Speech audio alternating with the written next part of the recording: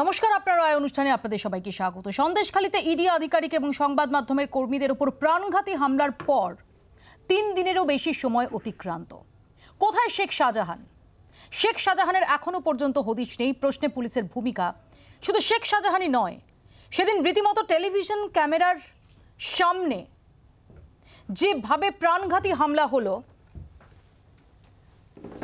যে ছবি দেখা গেল, যাদের তাণ্ডব করতে দেখা গেল, তাদের বিরুদ্ধেও এখনো পর্যন্ত কেন কোনো ব্যবস্থা নয়, এই প্রশ্ন উঠতে শুরু করেছে। রাজ্য পুলিশের ডিজি রাজীব কুমার তিনি আজ এ প্রসঙ্গে মুখ খুলেছেন। তিনি আশ্বাস দিয়েছেন যে যারা যারা আইন ভেঙেছে তাদের বিরুদ্ধে কঠোর ব্যবস্থা হবে। কিন্তু অনেকগুলো প্রশ্ন থেকে যাচ্ছে পুলিশের ভূমিকা নিয়ে। এই সব নিয়ে আমরা আলোচনা করব আজকের আপনার রায় অনুষ্ঠানে। আমাদের সঙ্গে যারা উপস্থিত রয়েছেন তাদের সঙ্গে পরিচয় করিয়ে দিই। তৃণমূল কংগ্রেসের পক্ষ থেকে দেবাংশু ভট্টাচার্য, বিজেপির পক্ষ থেকে দেবজিৎ সরকার, সিপিআইএম এর পক্ষ থেকে চন্দন চ্যাটার্জি, কংগ্রেসের পক্ষ থেকে পার্থ মুখার্জি এবং রয়েছেন প্রাক্তন সিবিআই কর্তা শান্তনু কর। আমি শুরুতে চোখ রাখবো প্রতিবেদনে।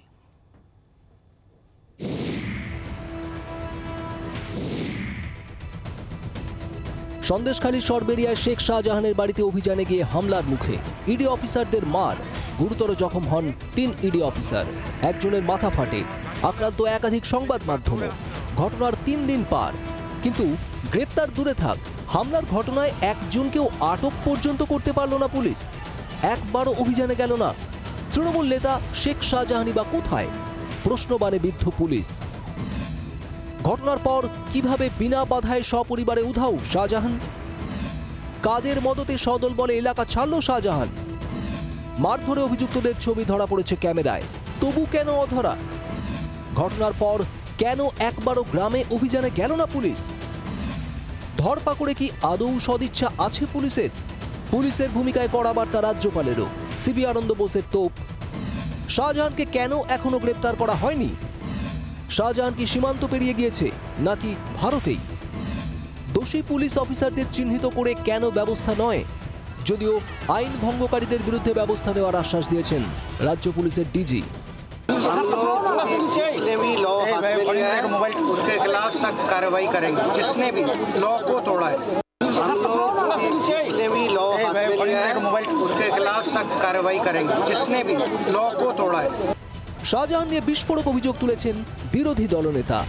জঙ্গি, এই জিহাদি, এই রাষ্ট্রবিরোধী শাহজাহান শেখ তিনটে লোকের দেহ লোপাট করা হয়েছে এবং তাদের 2টি মামলা থেকে মমতা পুলিশের আশ্রয়ে প্রশ্রয়ে চার্জশিট মুক্ত হয়েছে। নাজাট পুলিশ এবং জবি থামাস তারা পার্শ্ব করছেন শাহজাহানকে সারেন্ডার করানোর জন্য। শাহজাহান শেখ বলেছে যে প্রয়োজন হলে আত্মবলিদান দেব, কিন্তু আমি ধরা দেব না। এই পরিস্থিতিতে কি শাহজাহানের উপর থেকে হাত তুলে নিচ্ছে দল? জেলা পরিষদের মৎস্য ও প্রাণী সম্পদ কর্মাধ্যক্ষ শাহজাহান। তৃণমূল সূত্রে খবর, তার অনুপস্থিতিতে দায়িত্ব দেওয়া হয়েছে জেলা পরিষদের সভাধিপতি নারায়ণ গোস্বামীকে। মৎস্য প্রাণী সম্পদ, সেটা যাতে উত্তর 24 পরগনার কোনো গ্রামীণ মানুষ পরিষেবা পেতে ব্যাহত না হয়, সেই কাজটা যথাযথভাবে আমরা জেলা পরিষদগতভাবে বিইং এর সভাধিপতি তিনিই দেখে থাকেন। এরই মধ্যে পাল্টা চাপের কৌশল শাসক দলের। নিশানায় শুক্রবারের অভিযানে যাওয়া ইডি অফিসার রাজকুমার রাম। এফআইআর এর কপি দেখিয়ে তৃণমূলের দাবি, ইডির অ্যাসিস্ট্যান্ট ডিরেক্টর রাজকুমার রাম নিজেই দুর্নীতিতে অভিযুক্ত। সিবিআই তদন্ত চলছে রাজকুমারের বিরুদ্ধে, নাম রয়েছে এফআইআরেও। যাকে ঘিরে বিজেপির এত কুম্ভীরাশ্রু, অ্যাসিস্ট্যান্ট ডিরেক্টর রাজকুমার রাম, তো রাজকুমার রামের বিরুদ্ধেই তো সিবিআই তদন্ত চলছে। আইপিসি 109, 120-বির পাশাপাশি দুর্নীতি প্রতিরোধ আইনে অভিযুক্ত করা হয়েছে। কাঁচের ঘরে বসে ঢিল মারছে কেন? রাজীব কুমারকে ডিজিপি করেছে 1 নম্বর, মানে পুলিশের মহানির্দেশক। তার বিরুদ্ধে সুনির্দিষ্ট মামলা আছে, তিনি হাইকোর্ট থেকে রক্ষা কবচ নিয়ে রেখেছেন। রাজনৈতিক এই আকচির মধ্যেই জল গড়িয়েছে আদালতেও। এনআইএ এবং সিবিআই তদন্তের দাবিতে আদালতের দ্বারস্থ পদ্ম শিবির। মামলার অনুমতি দিয়েছে উচ্চ আদালত। কিন্তু সব ছাপিয়ে একটাই প্রশ্ন, শেখ শাহজাহানকে কি গ্রেপ্তার করতে পারবে পুলিশ? ব্যবস্থা নেবে শুক্রবারের হামলায় অভিযুক্তদের বিরুদ্ধে? প্রবীর চক্রবর্তী ও বিক্রম দাসের রিপোর্ট, জি24 ঘন্টা। সরাসরি চলে যাব সন্দেশখালী থেকে। আমাদের সঙ্গে রয়েছেন বিক্রম দাস। বিক্রম, আজ সারাদিন সন্দেশখালীতে ছিলেন। বিক্রম, প্রশ্ন হচ্ছে, এক তো শেখ শাহজাহান কোথায়, কেন 3 দিন পরও শেখ শাহজাহানের হদিশ পাওয়া যাচ্ছে না, কেন পাচ্ছে না পুলিশ? এবং এখনো পর্যন্ত এরকম একটা প্রাণঘাতী হামলার পর সাধারণভাবে যে চিত্রটা এক্সপেক্টেড, যে গ্রামে হয়েছে এবং গোটাটা হয়েছে টেলিভিশন ক্যামেরার সামনে, সংবাদ মাধ্যমের কর্মীরা আক্রান্ত হয়েছেন, ইডি আধিকারিকরা আক্রান্ত হয়েছেন, ক্যামেরার সামনে মুখগুলো দেখা গেছে অনেকেরই যারা এই তাণ্ডব চালিয়েছে। এখনো পর্যন্ত কোনো অভিযান হয়েছে, কোনো পুলিশি অভিযান হয়েছে? তাদের একজনকেও এখনো পর্যন্ত অ্যারেস্ট করা হয়েছে?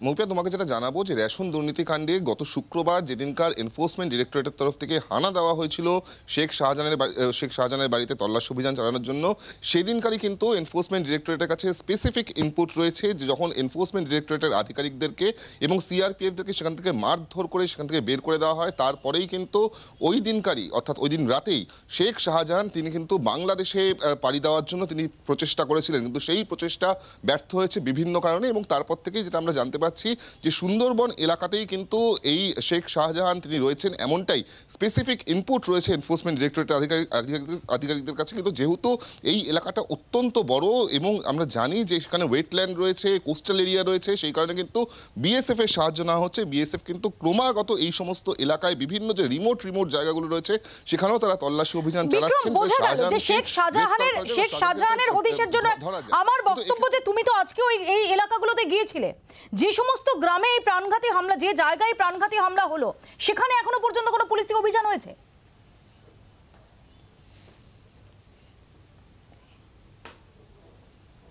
দেখো, সেই অর্থে কিন্তু কোনো পুলিশি অভিযান দেখা যায়নি। আমরা যেদিনকার ঘটনা ঘটেছে সেদিন থেকেই কিন্তু এখানে রয়েছি এবং যেটা আমরা দেখতে পেয়েছি যে নামমাত্র কিন্তু কিছু পুলিশ আধিকারিক রয়েছে। এবং সবথেকে বড় যে প্রশ্নটা উঠছে রাজ্য পুলিশের ক্ষেত্রে তা হলো যে গোটা ঘটনা ঘটলো শুক্রবার দিন এবং তারপর যখন ইডি এবং সিআরপিএফ এর আধিকারিকরা সেখান থেকে বেরিয়ে গেলেন, তারপর কিন্তু সেই এলাকা ঘিরে যে উত্তেজনা তৈরি হয়েছিল সেটাকে, সেই পরিস্থিতিকে সামাল দিয়েছিল রাজ্য পুলিশের আধিকারিকরাই এসে, এবং খোদ এসপিও সেখানে এসেছিলেন, সেখানে পুলিশের ডিপ্লয়মেন্ট ছিল।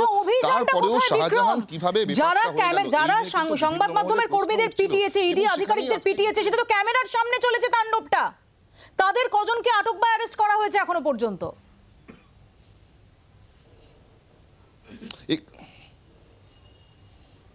তিনটে মামলা দায়ের হয়েছে। সেই 3টে মামলা দায়ের হওয়ার পরেও কিন্তু এখনো পর্যন্ত শেখ শাহজাহান তো অনেক দূরের বিষয়, যাদেরকে একেবারে ক্যামেরার সামনে সংবাদ মাধ্যমে তাণ্ডব করতে দেখা গেছে, ইডি অফিসারদেরকে মারতে দেখা গিয়েছে, সিআরপিএফকে মারতে দেখা গিয়েছে, সংবাদ মাধ্যমকে রক্তাক্ত করতে দেখা গিয়েছে, সেরকম একজনকেও কিন্তু পুলিশ গ্রেফতার করতে পারেনি।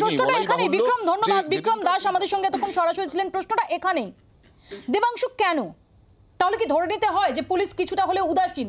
আজকে আমরা দেখলাম যে রাজ্য পুলিশের ডিজি তিনি এই সম্পর্কে মুখ খুললেন এবং তিনি অত্যন্ত কঠোর অবস্থান ব্যক্ত করলেন। আমরা ডেফিনেটলি সেটাকে বিশ্বাস করতে চাইছি, আমরা ভরসা করতে চাইছি যে কথাটা তিনি বলছেন, he will walk the talk. কিন্তু এখনো পর্যন্ত গত 3 দিনে, আবারও বলছি, এইরকম একটা পরিস্থিতির পর সাধারণভাবে আমরা কি দেখে থাকি?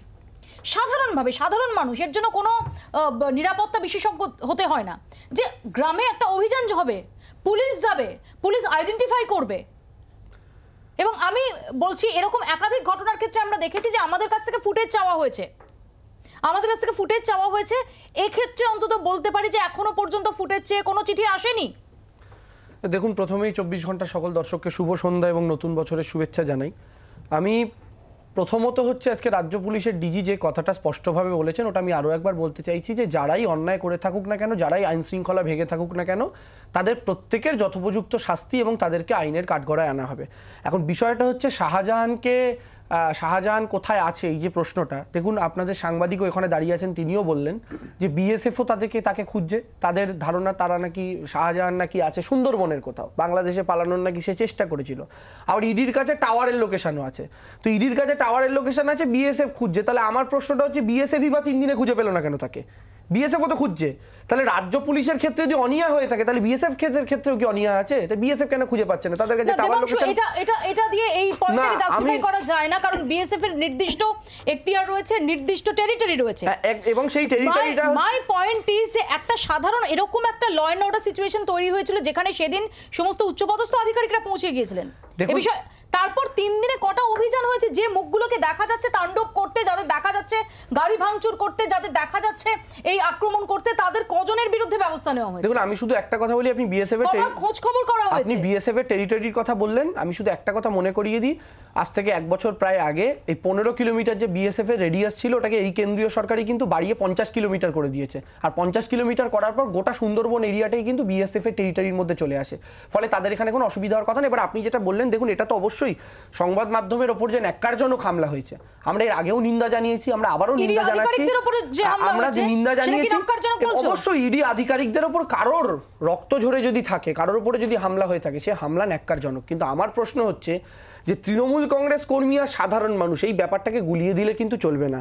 আজকে সকালবেলা একদল ইডি আধিকারিক যাচ্ছেন, গিয়ে ভোরবেলা তালা ভাঙছেন, আর সেই মানুষগুলোকে দেখতে পাচ্ছে সাধারণ মানুষ, যে মানুষগুলোকে নিয়ে দিলীপ ঘোষ একদিন বলেছিলেন যে জায়গায় জায়গায় আমরা শীতলকুচি করবো, আবার এই দিলীপ ঘোষই বলেছিলেন চক্রা বকরা পোশাক পরে আসবে দাদার পুলিশ, তাদের কাঁধে বন্দুক দেখতে পাচ্ছে সাধারণ মানুষ, দেখতে পাচ্ছে ভোরবেলাকার বাড়ির তালা ভাঙছে। সাধারণ মানুষের মধ্যে একটা উত্তেজনা সৃষ্টি হতেই পারে, পরিচিত কোনো এলাকার মানুষের বাড়ি গিয়ে যদি এরকম করা হয়, তো সেই জায়গায় সাধারণ মানুষের উত্তেজনা হওয়াটা অস্বাভাবিক না। কিন্তু তার জন্য যে রিপারকেশন, যে আক্রমণ তাদের উপরে হলো বা তাদের যে ফিজিক্যালি অ্যাসল্ট করা হলো, এই ব্যাপারটা সমর্থনেরও কোনো জায়গা আছে। দেবজিতের কাছে আসবো। দেবজিৎ, এইসব যুক্তি দিয়ে তো লাভ নেই। আর এইসব বড় বড় কথা যেগুলো বলা হচ্ছে বা ডিজি আইজির তরফ থেকে, নির্ভয় বলি, আশা করব ফেরার পথে আমার গাড়িতে গাঁজার কৌটো পাওয়া যাবে না, বস্তা টস্তা পাওয়া যাবে না। কে ডিজি? কোন আইপিএস অফিসার যার জন্য মুখ্যমন্ত্রী গিয়ে ওয়াই চ্যানেলে বসেছিলেন, তার বাড়িতে যখন সিবিআই তাকে যখন ধরতে গিয়েছিল? এই না সেই তিনি আবার আজকে শাহজাহানকে যারা ধরতে গিয়েছিল তাদের উপরে যখন আক্রমণ হয়েছে, তাদের বাঁচানোর জন্য কড়া শক্ত পদক্ষেপ নেবেন, মাথার উপরে মুখ্যমন্ত্রী মমতা বন্দ্যোপাধ্যায় বসে আছেন। মানে হাস্যাস্পদ জিনিসটাও মানে ডিকশনারি থেকে নেবে যাবে, বলবে এটাও একটা হাসির খবর হচ্ছে। কে এই শেখ শাহজাহান বাবা? যে লোকটা কিছুদিন আগে অবধি সিপিআইএম করতো, এলাকায় একদম বড় নেতা ছিল, রাতারাতি জামা বদলে দিদিরা তাদেরকে নিলেন, নেওয়ার পরে কি হয়েছে? এখন কি মাছের ভেড়ি, মাছের কাঁটা, ইট ভাঁটা, কোনো কিছুই বাদ নেই। আর তারপরে হচ্ছে গত 2019-এ আমাদের 4 জন কর্মীকে, বিজেপির 4 জন কর্মীকে খুন করা হয়, একজনের দেহ পাওয়া যায়নি, পয়েন্ট ব্ল্যাঙ্ক রেঞ্জে গুলি করা হয়েছিল, চোখে গুলি করেছিল, মাথার পেছন দিয়ে বেরিয়ে গিয়েছিল। তো তার এগেনস্টে মামলা হয়েছিল, তার দুজনের তিনটি মামলা, তাকে সেখানে প্রাইম অ্যাকিউজ হিসেবে শেখ শাহজাহানের নাম ছিল। এই পুলিশই তো, ঠিক আছে ছেড়ে দিন, নতুন পুলিশ ডিজি না হয় ওয়াই চ্যানেলে দিদিমণিও বসে পড়েছিলেন তার জন্য, না হয় একটুখানি, তার আগের ডিজিরা কি করেছেন? একই তো, এই পুলিশই তো ছিল। অবশ্য সব জায়গাতেই পুলিশমন্ত্রী তথা মুখ্যমন্ত্রী তথা স্বাস্থ্যমন্ত্রী তথা স্বরাষ্ট্রমন্ত্রী, আরও 1 ডজন মন্ত্রী মমতা বন্দ্যোপাধ্যায় ছিলেন। তো সেখানে কি করে আপনারা এক্সপেক্ট করছেন প্রাইম অ্যাকিউজকে ছেড়ে দিয়ে? এতদিন কিসে এলাকায় ছিল না? এতদিনও তো এলাকায় ছিল, ছেড়ে দিন।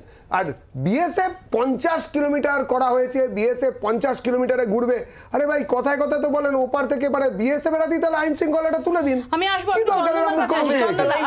মুখ্যমন্ত্রীকে কি হবে ভাই? এখানে না বললে হবে না। আমি শুধু দেবজিৎকে একটা কথা বলি, মমতা বন্দ্যোপাধ্যায় ওয়াই চ্যানেলে ধর্নায় বসেছিলেন যে রাজীব কুমারের জন্য। দাদা একটু বলে নি, যে রাজীব কুমারের জন্য প্রথম কথা হচ্ছে প্রশাসনের মোরাল বাঁচানোর জন্য প্রশাসনের হেড নেমেছিলেন। কিন্তু আমাকে একটা জাস্ট তুমি উত্তর দিয়ে দাও দাদা, তোমার প্রশাসনের মোরাল বাঁচানো যে বছর সবে শুরু, ঝামেলা করো না, একটু আস্তে। আমি সোজা প্রশ্ন করছি, আমি বলছি 4 বছর দাঁড়াও, 1 সেকেন্ড বলছি 4 বছর। আরে দাদা 1 সেকেন্ড দাঁড়াও, মমতা বন্দ্যোপাধ্যায় বলেছিলেন না ভালো ভালো। আরে বাবা, মাঝখানে বলে কি লাভ হচ্ছে তোমার? ঝগড়া করতে এসছো সকাল সকাল? একদম দাঁড়াও না, আমি বলতে চাইছি রাজীব কুমারের কেসটা 4 বছর হয়ে গেল, কবার সিবিআই খোঁচা দিয়েছে? আমি তো করে আছে সিবিআই 4 বছর ধরে। 2019-এর গল্প তো, 19-এর গল্প তো, 4 বছর ধরে বসে আছে কেন সিবিআই? কি অ্যাকশন নিয়েছে 4 বছরে? তার জন্যই তো ছিল। আমি আমার কিছু নেই, তথ্য প্রমাণ নেই তো, সুপ্রিম কোর্টে জানিয়েছিল সিবিআই কেন সেই তথ্য? শেখ শাহজাহান গ্রেফতার তো নয়, এখনো পর্যন্ত সিগনিফিকেন্ট পুলিশি অ্যাকশন আপনার নজরে পড়েছে? দেখো মৌপ্রিয়া, তাজমহল বানাতে আমি ইন্টারনেট দেখে যা বুঝলাম 3.5 crore তৎকালীন দিনে খরচ হয়েছিল। কিন্তু এই দুর্নীতির উত্তর 24 পরগনা জেলায় আমার একবার অ্যান্টনি, এদিকে জ্যোতিপ্রিয়, বাকিবুর আর শাহজাহান মিলে প্রায় 10,000 কোটি টাকা ইডি ইতিমধ্যে জমা দিয়েছে, এরা দুর্নীতি করেছে। এটা হলো প্রথম পয়েন্ট, তার জন্য এত কিছু। যে রাজীব কুমারের কথা আজকে আমরা বলছি, এটা ঐকিক নিয়মের অঙ্ক করুন। রাজীব কুমারের বাড়িতে লাল ডায়েরি খুঁজতে পুলিশ এবং সিবিআই ধস্তাধস্তি হলে মুখ্যমন্ত্রী ধর্ণা দেন। তাহলে রাজীব কুমার পুলিশ পাঠাবেন শাহজাহানের বাড়িতে যে ধরার জন্য? কোনো ঐকিক নিয়মে অঙ্ক মিলছে না, এটা ঠিক। আবার উল্টো দিকে এই প্রশাসনই দেখুন, আজকে আপনারা একটু আগে খবর দেখালেন যে শাহজাহানের জায়গায় নারায়ণ গোস্বামীকে মৎস্য দপ্তরের দায়িত্ব দেওয়া হচ্ছে। বন দপ্তরটা কি হলো? একই রাজ্য সরকার, তার মন্ত্রী, বনমন্ত্রী, তিনি স্বপদে বহাল, 10,000 কোটি টাকার দুর্নীতি করে একই জায়গায় বহাল, আর এনার ক্ষেত্রে ওই জায়গায় নতুন একজনকে দায়িত্ব দেওয়া হলো। আসল কথাটা কি, তৃণমূল কংগ্রেসের কালচার, এই কি দেবাংশু একটু আগে বললো না, খুব সুন্দর কথা, মানুষ করছে। ঠিকই তো, বগটুইতে মানুষ করেছিল, দলুয়াখাকিতে মানুষ করেছিল, পুরো লোডশেডিং করে দিয়ে পুলিশ চুপচাপ দাঁড়িয়ে দেখেছে, সিপিআইএম কর্মীদের ঘর বাড়ি সব করে জ্বালিয়ে দেওয়া হয়েছে। বগটুইতে তৃণমূল কর্মীকে হত্যা করেছে, পুলিশ দাঁড়িয়ে থেকে দেখেছে, আনারুলকে পুলিশ দেখার দায়িত্ব দিয়েছিলেন মুখ্যমন্ত্রী। ফলে এ রাজ্যের প্রশাসন কার্যত ভেঙে পড়েছে। কেন? আপনি দেখুন না, দেশের প্রধানমন্ত্রী তিনি বলেন গণেশের মাথা কেটে প্লাস্টিক সার্জারি হয়েছে। রাজ্যের মুখ্যমন্ত্রী গান্ধীজিকে যে নাথুরাম গডসে মেরেছে আর বলা যাবে না। আমার মনে হচ্ছে এই ফলের রস রবীন্দ্রনাথকে ডেকে এনে ইনি মারাবেন। আর মারা গেলেন 1941 সালের 7ই আগস্ট। আজকে আবার ফের বলছেন ফলের রস রবীন্দ্রনাথকে দিয়ে গান্ধীজি খাওয়ালেন। এটাই বলছি, যে রাজ্যের প্রশাসকেরা দুর্বল কথা বলছেন প্রকাশ্যে, তারা ঠিকমতো নির্দেশ দেবেন কি করে? যে অন্তত অ্যান্টনি তো আপনাদের ক্ষেতের ফসল। ক্ষেতের ফসল বলতে গেলে তো তৃণমূল কংগ্রেসও তৈরি হয়েছিল 1998 সালে। তাহলে তৃণমূল কংগ্রেসও তো বাম আমলের ক্ষেতের ফসল, বাম আমলের ক্ষেতের ফসল। আমাদের সবচেয়ে বড় দুঃখ তো এটাই যে 1998 আরএসএস এর টাকায় যে বাচ্চা শিশুটাকে জন্ম দেওয়া হলো, যে আরএসএস তৈরি করলো, আজকে সেটা ফুলে ফেপে উঠেছে। ফলে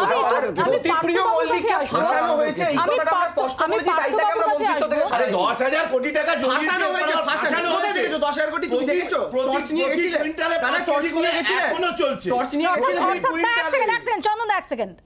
দেবাংশুর কথার মধ্যে একটা খুব ইন্টারেস্টিং পয়েন্ট আছে। দেবাংশু বলছে যে জ্যোতিপ্রিয় মল্লিককে ফাঁসানো হয়েছে, এটা বিশ্বাস করে তারা, যে কারণেই জ্যোতিপ্রিয় মল্লিককে বহাল রাখা হয়েছে। তাহলে শাহজাহান শেখ তার উপর থেকে কি দল হাত তুলে নিল? আমি একটা কথা বলি, একজন মন্ত্রীর ক্ষেত্রে একজন প্রতিমন্ত্রী থাকেন কাজ চালানোর জন্য, পঞ্চায়েতের ক্ষেত্রে কিন্তু এই সিস্টেমটা নেই। ফলে স্বাভাবিকভাবে ওই দায়িত্বটা অন্য কাউকে দিতে হতো। বন দপ্তরের প্রতিমন্ত্রীর নাম কি? বীরবাহা হাসদা। আমি আসবো, এক সেকেন্ড,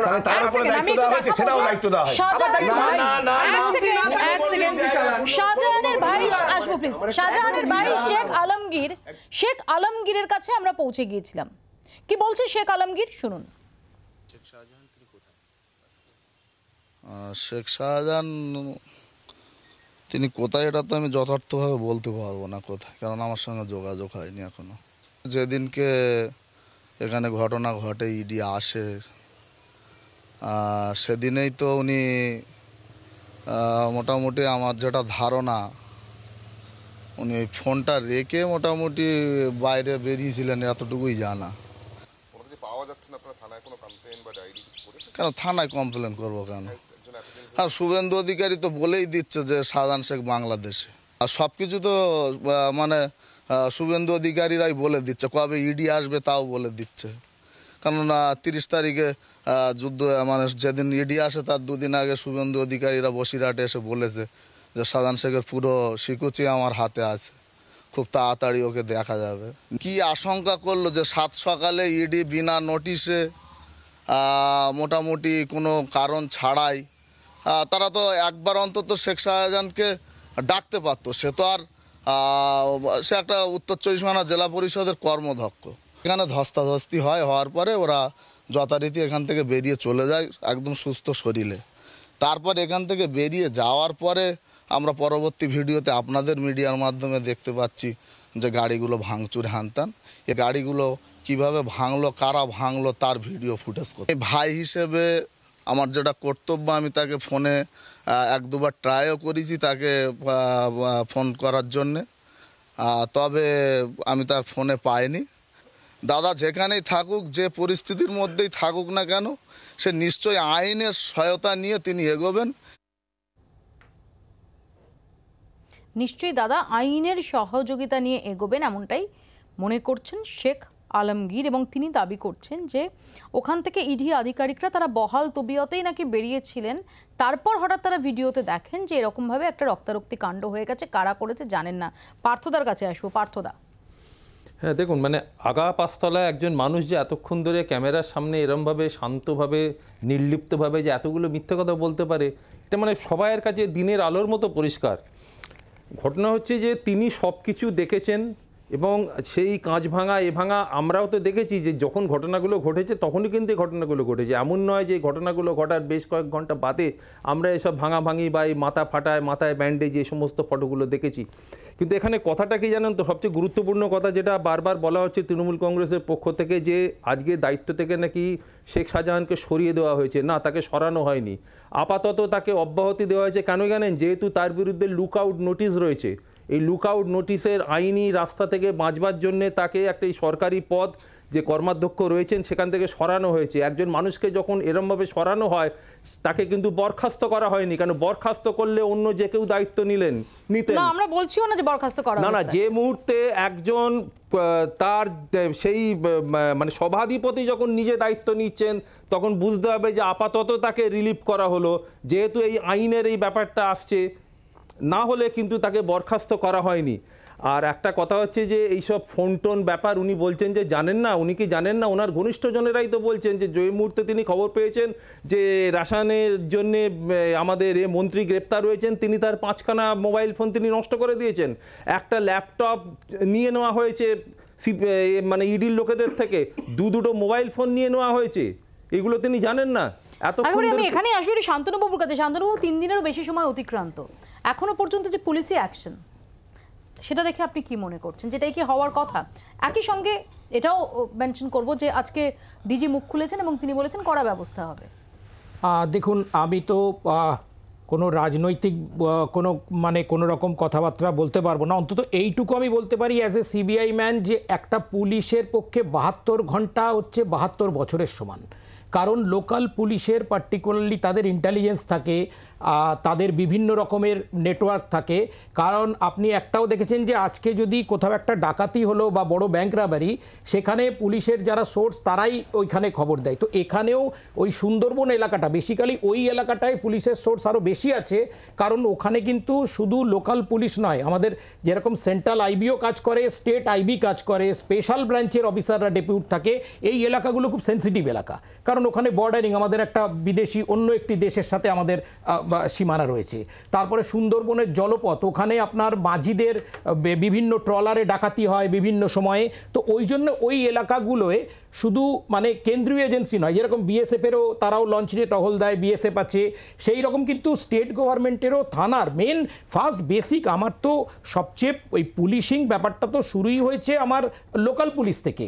কারণ আমাদের সংবিধানে তো পুলিশ তো আমাদের স্টেট সাবজেক্ট, আমাদের সিবিআই বা এই ধরনের স্পেশাল পুলিশ হিসাবে আমরা কাজ করি। সেখানে আমাদের যা ইন্টেলিজেন্স, সে ডেফিনেটলি সেই ইন্টেলিজেন্সের থেকে আমাদের যারা লোকাল যে থানা, লোকাল যে পুলিশের যেখানে তারা কাজ করছে, বা লোকাল যে আইবির, স্টেট আইবির যারা অফিসাররা কাজ করছেন, তাদের কাছে অনেক বেশি ইন্টেলিজেন্স থাকে। তো এখানে আমার পক্ষেও এটা একটু সত্যি কথাই আমার বিচার বুদ্ধিতে আমি বুঝতে পারছি না যে 72 ঘন্টা হয়ে গেলেও কেন শেখ শাহজাহান হোক বা আপনার যারা ওই ধরনের মারপিটে যাদের চেহারাগুলো দেখা গেছিল, তাদের মধ্যে কাউকে ধরা গেল না। হয়তো কোথাও কোনো ইন্টেলিজেন্সের কমি থাকতে পারে, বা গ্রাসরুট লেভেলের, যেখানে আজকাল হয়তো লোকাল পুলিশের যে গ্রাসরুট লেভেলে আগে যে ধরনের আমাদের ইনফ্লুয়েন্স থাকতো, সেই গ্রাসরুট লেভেলের হয়তো কোথায় কিছু ফেল করে গেছে মেশিনারি। আমি আসবো এ প্রসঙ্গে আলোচনায়। আমি শুধু একটা বিরতিতে যাব। বিরতিতে যাওয়ার আগে আপনাদের দেখাবো যে একটু আগে দেবাংশু যেমন বলছিল যে যেরকমভাবে গিয়ে ওখানে তালা ভাঙতে দেখছে সিআরপিএফকে নিয়ে গিয়ে, সেই কারণে একটা জনরোষ। কিন্তু নারায়ণ গোস্বামীর গলায় অন্য সুর। আবার শোভনদেব চট্টোপাধ্যায়, দেবাংশুরা যেটা বলছে, শোভনদেব চট্টোপাধ্যায় সেটাই আরও এক ধাপ এগিয়ে নিয়ে গিয়ে বলছেন যে এটা এক জায়গায় হয়েছে জনরোষ, এবার নানা জায়গায় দেখা যাবে। কি বলছেন নারায়ণ গোস্বামী এবং শোভনদেব চট্টোপাধ্যায়, শুনুন। Citizen of India, law abiding people হিসেবে বলতে পারি, রাজ্য সরকারের কোনো তদন্তকারী সংস্থা হোক বা কেন্দ্রীয় সরকারের কোনো তদন্তকারী সংস্থা হোক, যদি কারোর বিরুদ্ধে কোনো খোঁজ খবর নেয়, কোনো তল্লাশি চালায়, তাদের যদি কোনো কোয়ারিজ থাকে, নাগরিক, বৈধ নাগরিক হিসেবে উচিত সেই তদন্তকারী সংস্থাকে যথাযথ সাহায্য করে। শেখ শাহজাহানের দাদু আছে তো, আদানি আম্বানি, আজকে আমার বলো তো ভাই, ক্যাগ বলছে, ক্যাগ আমি না, ক্যাগ বলছে 5.7 লক্ষ কোটি টাকার দুর্নীতি হয়েছে বিজেপি সরকারের আমলে, কেন্দ্রীয় সরকারের আমলে। তার কাছে কে শাহজাহান, কে শাহজাহান? তার ধোপে টেকে, তার শাহজাহান ধোপে টেকে, তাহলে সরকার আইনের মতো চলবে? আরে ভাই, তো জনবিস্ফোরণ হবে এরপরেতে। এখন তো সব একটা জায়গায় হয়েছে, এরপরে সারা বাংলা জুড়ে জনবিস্ফোরণ হবে এবং ভারতবর্ষে যেখানে যেখানে বিজেপি সরকার নেই সেখানে ইডি যাচ্ছে আর সব যুধিষ্ঠিরের ছেলে পুলে। আসামে হেমন্ত বিশ্ব শর্মা যুধিষ্ঠিরের ছেলে, যেখানে যেখানে বিজেপি সরকার আছে সেখানে ইডি সিবিআই দুর্নীতি দেখতে পাচ্ছে না। এই জনবিস্ফোরণ ভারতবর্ষে হবে। এক জায়গায় হয়েছে জনবিস্ফোরণ, দিকে দিকে হবে বলছেন শোভনদেব চট্টোপাধ্যায়। অন্যদিকে নারায়ণ গোস্বামী মনে করেন যে একজন ল অ্যাবাইডিং সিটিজেন হিসেবে তদন্তকারী সংস্থা তাদের সঙ্গে সহযোগিতা করা উচিত। ছোট্ট একটা বিরতির পর ফিরছি এ প্রসঙ্গে আলোচনায়, দেখতে থাকুন আপনার রায়।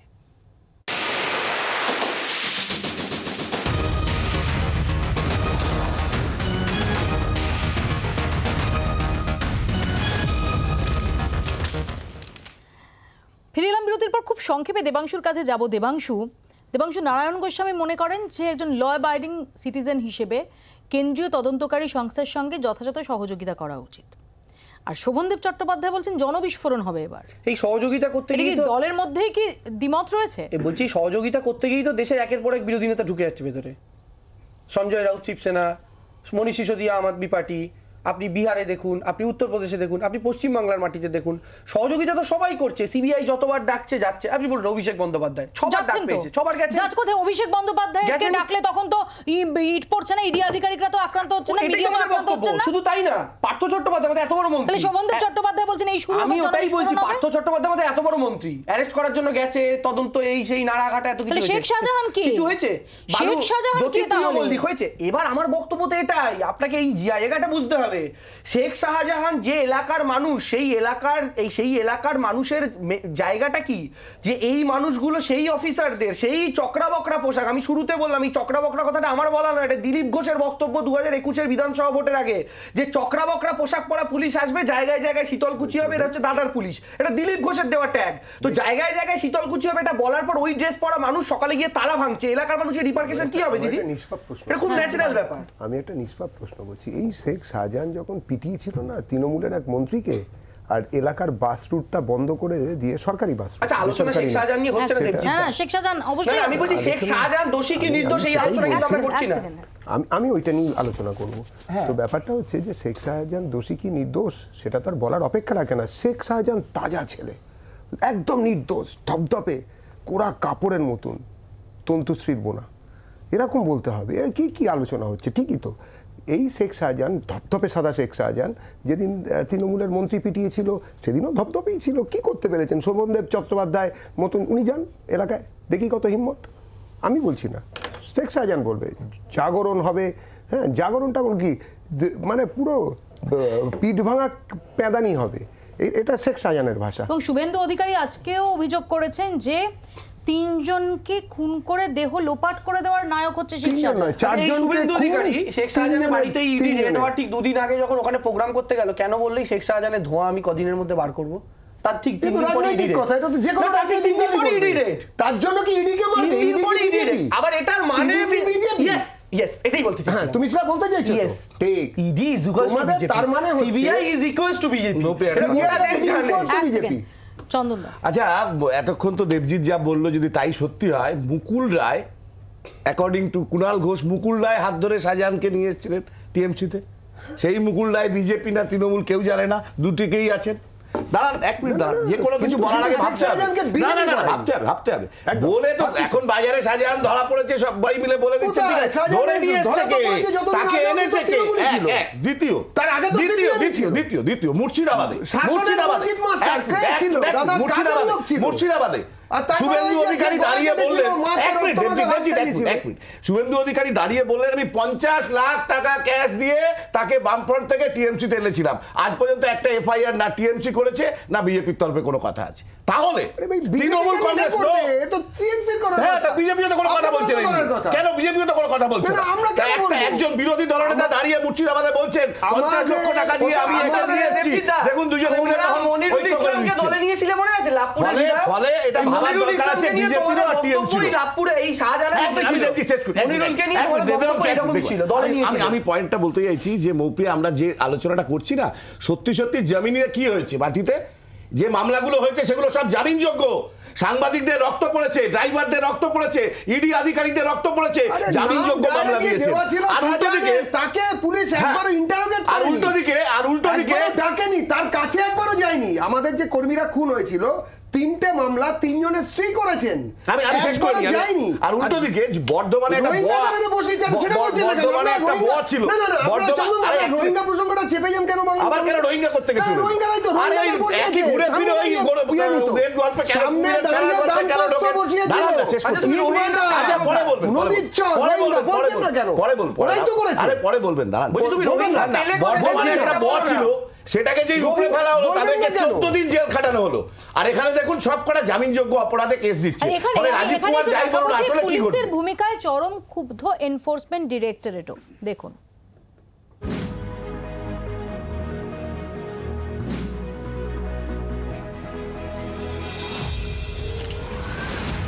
সন্দেশখালী থেকে বনগা, সরবেরিয়া এবং শিমুলতলায় কার্যত এক ছবি। দু জায়গাতেই আক্রান্ত ইডি।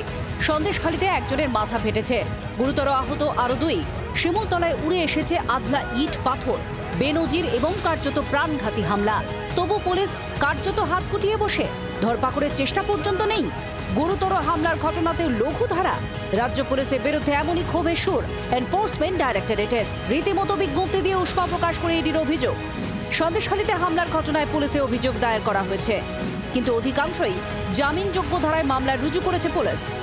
এমন কিছু ধারা দেওয়া হয়েছে যা তালিকাভুক্ত অপরাধী নয়। এখনো পর্যন্ত এফআইআর এর কপি দেওয়া হয়নি ইডিকে।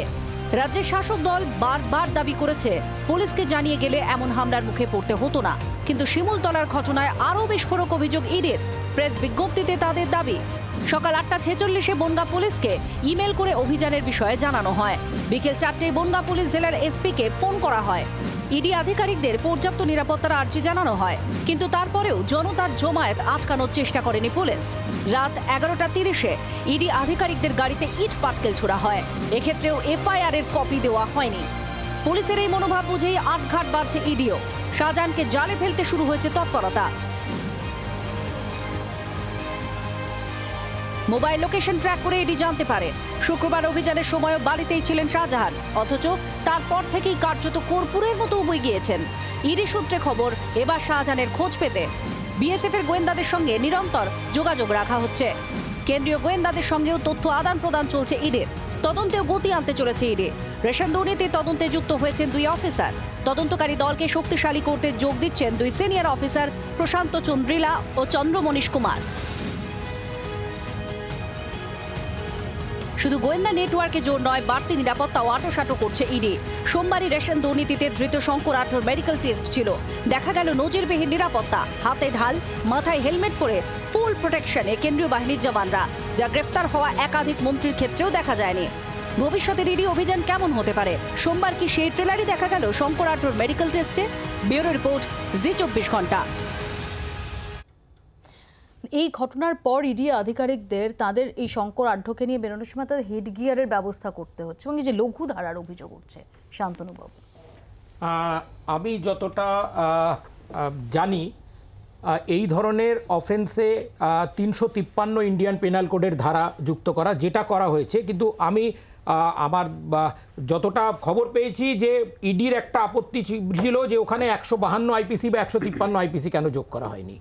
তো এখন লোকাল পুলিশের থানা তাদের হচ্ছে, কারণ কেউ সব কমপ্লেন করলে তাকে সে তো আর তার ধারাগুলো তার অ্যালিগেশন কমপ্লেন লেটারে লিখে দিতে পারে না।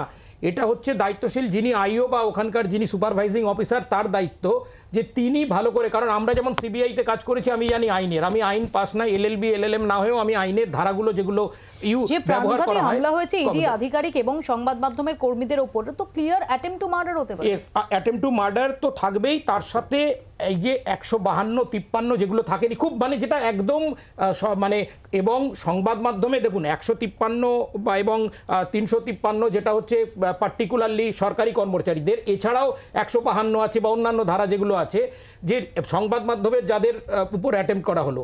এটা শুধু না, এখানে রাইটিং এর সেকশন লাগানো উচিত ছিল। মব একটা কারণ হচ্ছে, দেখুন যতই যে যতই বলুক আমি মনে করি না ওটা জনরোষ, জনগণ নয়, যে লাঠি হাতে মোবিলাইজ করা হয়েছে, হ্যাঁ মোবিলাইজ করা হয়েছে, রাইটিং অবভিয়াসলি মোবিলাইজ করা হয়েছে এবং সেখানে স্পন্টেনিয়াস বলা যায় না। দেবাংশুরা যতই দাবি করুক না কেন, দেবাংশু এক সেকেন্ড, দেবাংশু শান্তনুবাবুর কথার পর আসছে। কারণ যারা ইট হতে পারে আমি সাইডে কুড়িয়ে পেলাম, তুলে মারলাম, হয়তো আমার ইমিডিয়েট একটা জনরোষের আমার রাগ হয়ে গেল, কিন্তু লাঠি হাতে বা ওই যে ধরনের আমাদের আপনার সংবাদ মাধ্যমেরও, আমি আজকে একজন, আমি নাম বলছি না, একজন চ্যানেলের, আমি তো এদের খবর নিই কেমন আছে, তাকে বললাম তোমার চোট লেগেছে কি করে, হসপিটাল থেকে ছেড়েছে, বললো আমার মাথার পেছনে আর চোয়ালে লাঠি দিয়ে মেরেছে। তো কেউ লাঠি হাতে করে ওই জনরোষের বসে হঠাৎ করে কেউ লাঠি হাতে পেয়ে, দেবাংশুর কাছে প্রশ্ন, দেবাংশু ধরো একটা সাধারণভাবে একদম আমরা সাধারণ মানুষ যদি দেখি যে আজকে দেখলাম যে ঠিকই আমার কোনো প্রতিবেশীর বাড়িতে বা আমার এলাকার কোনো একটা বাড়িতে সকাল হতেই কোনো কেন্দ্রীয় এজেন্সি বা কোনো রাজ্য এজেন্সি তারা পৌঁছে গেলেন, সেখানে পুলিশ থাকতে পারে, সেখানে এরকম তোমার কথা মতো কোট আনকোট চক্রাবকরা উর্দি থাকতে পারে, হোয়াট এভার, সেখানে তালা ভাঙা হচ্ছে। সাধারণভাবে একদম সাধারণ চোখ দিয়ে দেখো, ইউজুয়ালি আমরা কি করি, কৌতূহলী হই, দর্শকের মতো দেখি, হয়তো এগিয়ে যাই, একটু জিজ্ঞেস করি। এরকমভাবে কোনোদিন তোমার পাড়ায় গিয়ে কারোর বাড়ির যদি তুমি দেখো পুলিশ বা কেন্দ্রীয় বাহিনীর উপস্থিতিতে কারো বাড়ির তালা ভাঙা হচ্ছে, তুমি এরকমভাবে গিয়ে মারবে? হয় এটা কি যুক্তি দিচ্ছ? পিয়ালিদি, আমি এই মৌপিয়াদি আমি একটা কথা বলি, বাংলার বিভিন্ন প্রান্তের এক এক জায়গার কিন্তু পরিস্থিতি এক এক রকম।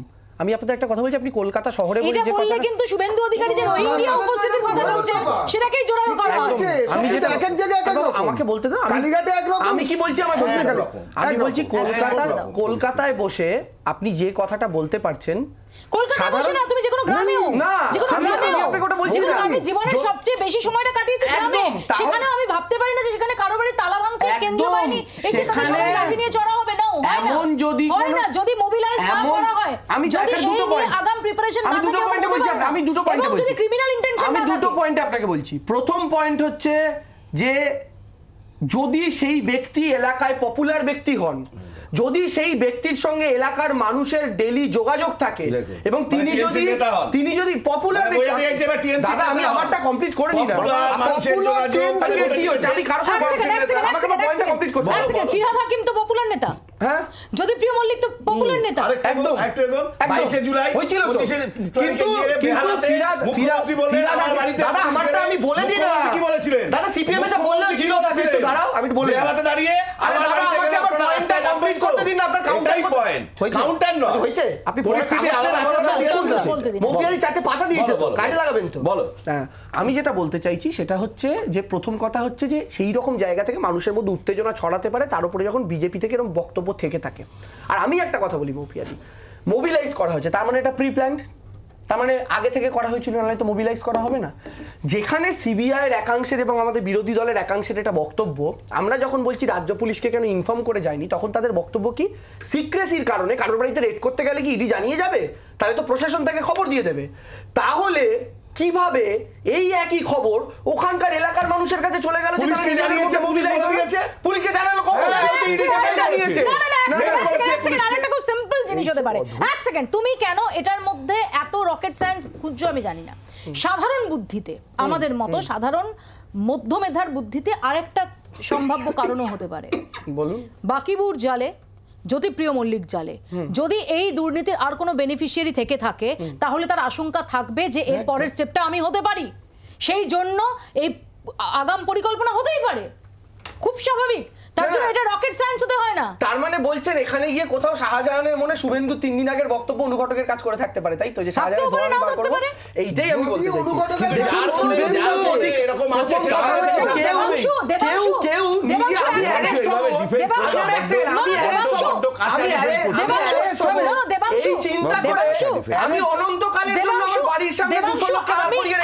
দেবাংশু, আমি দুর্নীতি করছি কিনা সেটা আমার থেকে ভালো অ্যাকচুয়ালি কেউ জানে না।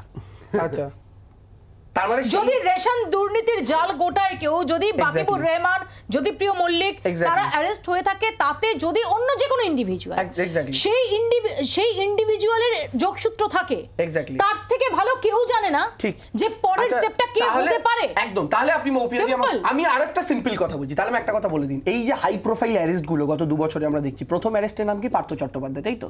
তাহলে পার্থ চট্টোপাধ্যায়ের পর কুন্তল, শান্তনু, জ্যোতিপ্রিয় মল্লিক যারাই বিভিন্ন কাণ্ডে গ্রেফতার হয়েছেন না কেন, তাহলে তারা যদি একই রকম ভাবে শাহজাহানের মতো ফিলিং তাদের মনে থাকার কথা ছিল, তাহলে আমি বলতে চাইছি তাহলে এই ফর্মুলা দিয়ে দাঁড়ায় যে তারা বাকি যারা অ্যারেস্ট হয়েছে তারা কি দোষী নন তো?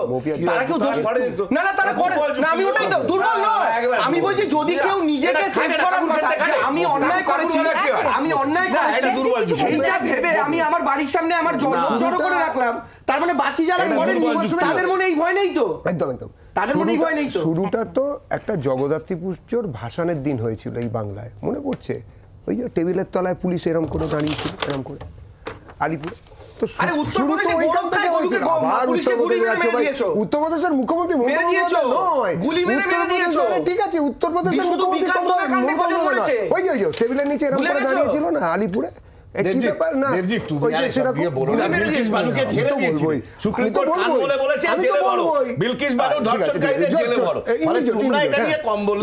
ওই দিন থেকে শুরু হয়েছিল। তারপরে আকাশ বলে কে একজন ছিল না, তুমি ভালো বলতো, আকাশ বলে কে পুলিশ অফিসারকে ময়দানের সামনে, না এগুলো বললে ওগুলো বন্ধ হবে না। আকাশ বলে কে একজন ঠাটিয়ে একটা চড় মেরে দিল ময়দানে। কে একজন ভালো ফুটবলার ছিলেন, তিনি ফুটবলে ভালো লাথি মারতেন, তৃণমূলের এমপি। আরে দাঁড়াও না, বাংলার খবর ওইরকম আক্রমণ করতে পারবে না। উনি একটা চড় মারলেন কোথায়? Civic police. আমি যেটা বলতে চাইছি, একবার শেষ করে নি, আমাকে শেষ করতে দাও। তো এই যে এইগুলো ঘটনা, ধরো কৈলাস বিজয়বর্গীয় ছেলে ব্যাট চালিয়েছিল বলে এখানে আকাশ মারুজ্জে সে চড় মারতে পারবে, তাহলে এটাই নিয়ম। আমি তো বলছি তো কোনো কিছু তো হয়নি, কোনো কিছু তো হয়নি। আরে ভাই যেখানে ডিজি বলছেন যে যারা ল ভেঙেছে তাদের বিরুদ্ধে কঠোর ব্যবস্থা হবে এই সন্দেশখালী কাণ্ডের প্রসঙ্গে, সেখানে দাঁড়িয়ে যে ধারা প্রয়োগ করা হয়েছে বা এখনো পর্যন্ত যে পুলিশি অ্যাকশন, দুটোর মধ্যে সাযুজ্য থাকছে, সংগতি থাকছে। সমস্যাটা তো হচ্ছে এখানে আজকে যিনি রাজ্য পুলিশের প্রধান হয়েছেন তিনিও তো একসময় নিজেই আইন ভেঙে তিনি আত্মগোপন করেছিলেন, ফলে তিনি আর অপরাধীদের কি করে বলবেন যে তোমরা আত্মসমর্পণ করো? প্রশ্নটা সেখানে না, প্রশ্নটা হচ্ছে যে কি তৃণমূল কি বিজেপি। আজকে দেখুন বিলকিস বানুর ক্ষেত্রে আমরা দেখলাম কিভাবে তার বিরুদ্ধে কেস নরম করে দেওয়া হয়েছিল, পার্লামেন্টে যে আক্রমণ হয়েছিল তাতে যে পাস যিনি যে দিয়েছিলেন যে এমপি, তার এখনও পর্যন্ত জিজ্ঞাসাবাদ হয়নি। ঠিক তেমন ক্ষেত্রে আমরা রাজ্যের ক্ষেত্রে দেখেছি তৃণমূল কংগ্রেসের একই ব্যাপার। আজকে তো এই রাসানের যে এফআইআরগুলো, এটা তো পশ্চিমবাংলায় 3 বছর আগে হয়েছে, আজকে নয়, এবং রাজ্য পুলিশের হাত দিয়ে হয়েছে। নদিয়া থেকে এর উৎপত্তি। যখনই তারা তদন্ত করতে গিয়ে দেখলেন যে এর মধ্যে তৃণমূল কংগ্রেসের উচ্চ আসনের মানুষজন জড়িত, নেতৃবৃন্দ জড়িত, তখনই তারা হাত গুটিয়ে নিলেন। ফলে সেই একই গল্প, সে একই মানে অভিযান চলছে। আজকে তো পুলিশ কি জানতো না যে শুধুমাত্র রাসান দুর্নীতি নয়, গরু পাচার, সোনা পাচার, এমনকি নারী পাচারের পর্যন্ত, মানুষ পাচারের মতো পর্যন্ত অভিযোগ তার বিরুদ্ধে রয়েছে। একটা মানুষ গ্রামের, তিনি 1,92,00,000 হচ্ছে তার ক্যাশ, 2,39,00,000 তার সোনার গয়না, 43 বিঘে জমি, একটা বাড়ি গ্রামে 4 কোটি টাকার। কি করে তাকে পুলিশ মানে একবারও তার পেছনে করলো না যে এতগুলো সম্পত্তি সে করলো কি করে? ফিরে আসছে এ নিয়ে আলোচনায়, দেখতে থাকুন আপনার রায়।